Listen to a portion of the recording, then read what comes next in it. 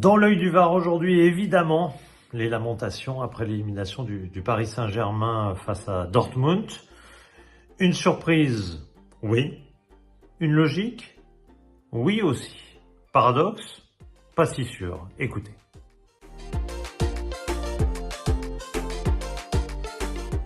Et oui, surprise, mauvaise surprise, le PSG a donc été éliminé en demi-finale de la Ligue des Champions contre Dortmund. Mauvaise surprise parce que peu l'attendaient, on avait une certaine confiance autour du PSG, ou plutôt une confiance que le PSG serait meilleur que Dortmund, ce qui serait plus logique par rapport à tout ce qu'on va essayer de démontrer tout à l'heure. Mais en tout cas, ça a été une surprise, oui, une mauvaise surprise, que le PSG n'accède pas à la finale, alors que l'opportunité paraissait énorme, et notamment depuis un tirage au sort qui globalement avait épargné le PSG, du Real, de Manchester City, voire du Bayern. On se disait vraiment que l'opportunité était au Arsenal, qui étaient tous dans l'autre partie de tableau. On se disait que l'opportunité était belle. Elle a été saisie contre Barcelone, mais après avoir déjà raté le match aller, parce que personnellement, je suis pas mal Barcelone.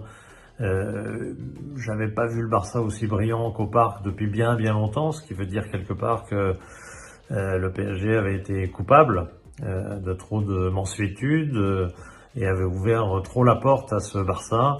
Il l'avait fermé cette porte au match retour avec autorité, et ils avaient fait un très bon match il est vrai à Barcelone, même 11 contre 10, ils avaient fait un très bon match, point. C'est tout ce qu'il faut dire.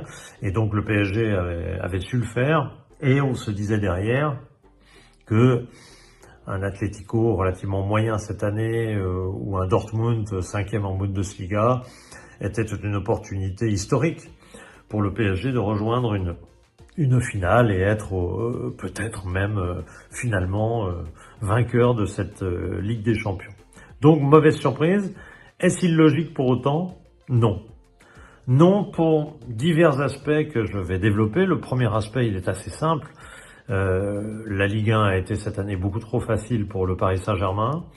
Je ne parle même pas des bidouillages de calendrier qui étaient totalement inopérants et qui n'apportaient absolument rien. C'est évidemment pas parce qu'on a reporté le match à Lorient et que Navas et Soler n'ont pas joué que le PSG a réussi à gagner à Barcelone. Il a réussi à gagner sur sa qualité en faisant un très bon match. C'est pas parce qu'il n'avait pas joué à Lorient 3 jours avant. Idem sur ce week-end. Vous avez bien vu que le report du match à Nice n'a pas apporté grand-chose par rapport à Dortmund qui avait joué.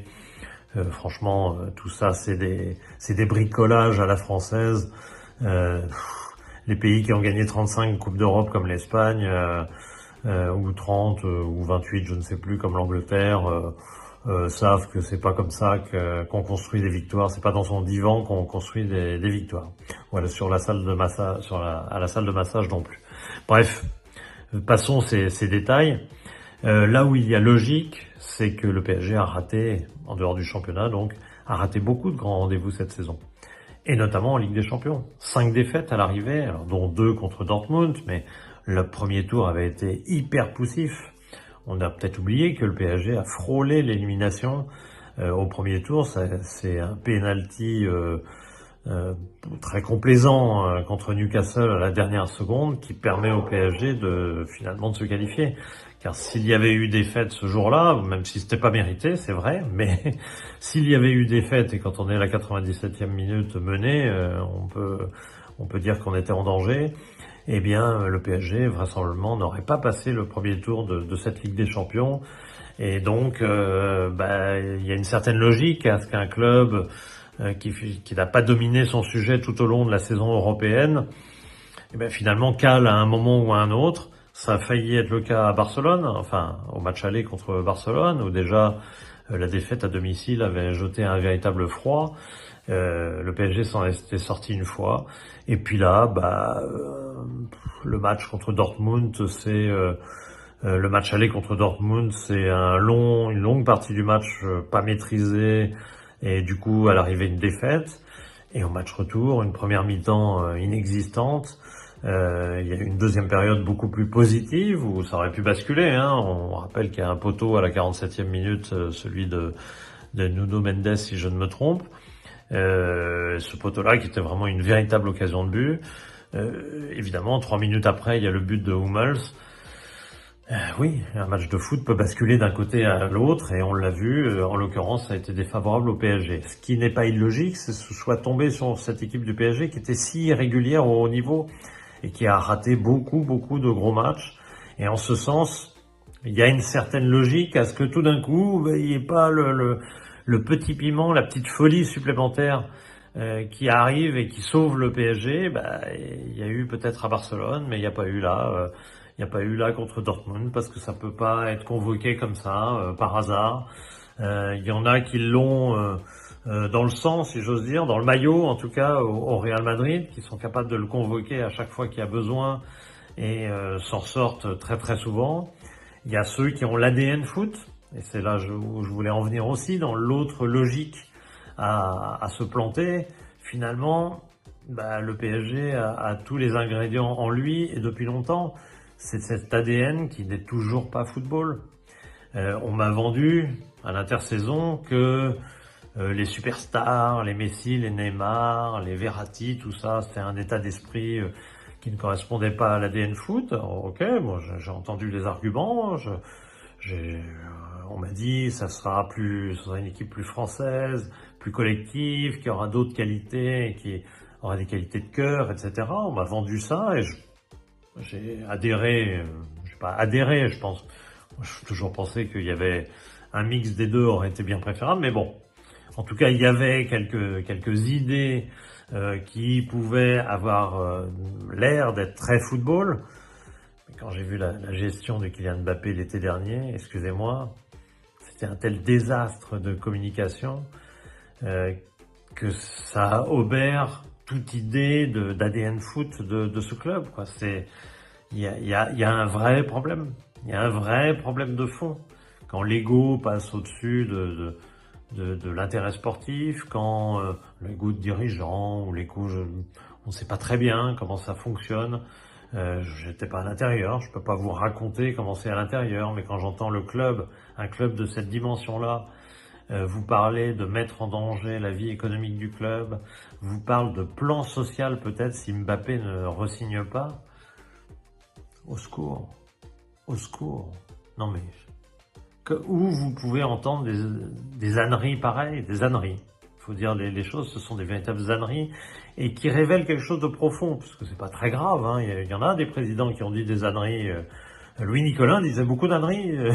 Bon, mais c'est pas ça. Ça n'empêchait pas son club d'avoir un ADN foot profond.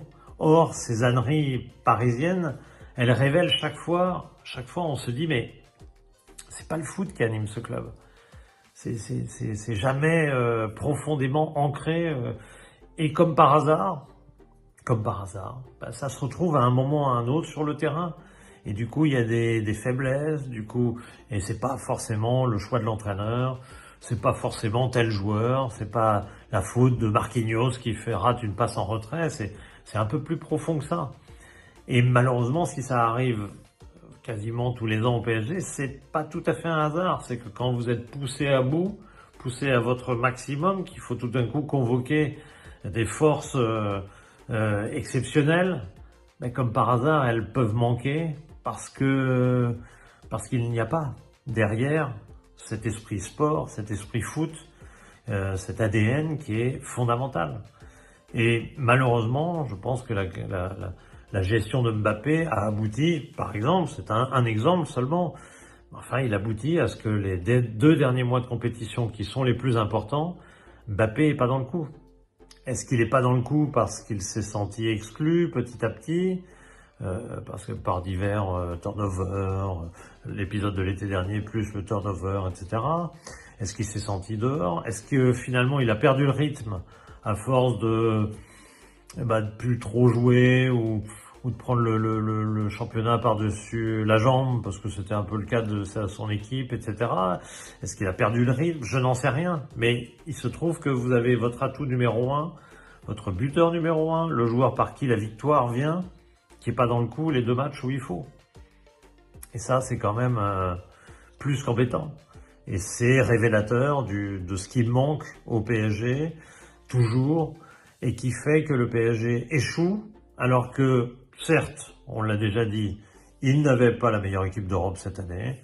Il avait une équipe plus modeste, différente, construite différemment. Il n'avait pas, a priori, une équipe pour gagner la Ligue des Champions, mais il se trouve que le parcours était favorable, que plein d'éléments favorables se sont mixés, et que finalement le PSG aurait pu, voire dû, être en finale, et que des Chelsea, par exemple, ont su gagner des Ligues des Champions quand ils n'étaient pas à leur meilleur, et quand ils n'étaient pas meilleurs que les adversaires. C'était le cas du PSG, et il aurait pu donc tout d'un coup s'offrir une victoire si il avait derrière lui cet état d'esprit, cet ADN foot qui transporte souvent les équipes, qui permettent au Real de gagner dans ces conditions-là.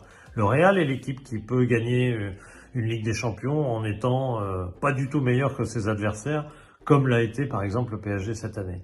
Mais pour le PSG, visiblement, c'est mission impossible.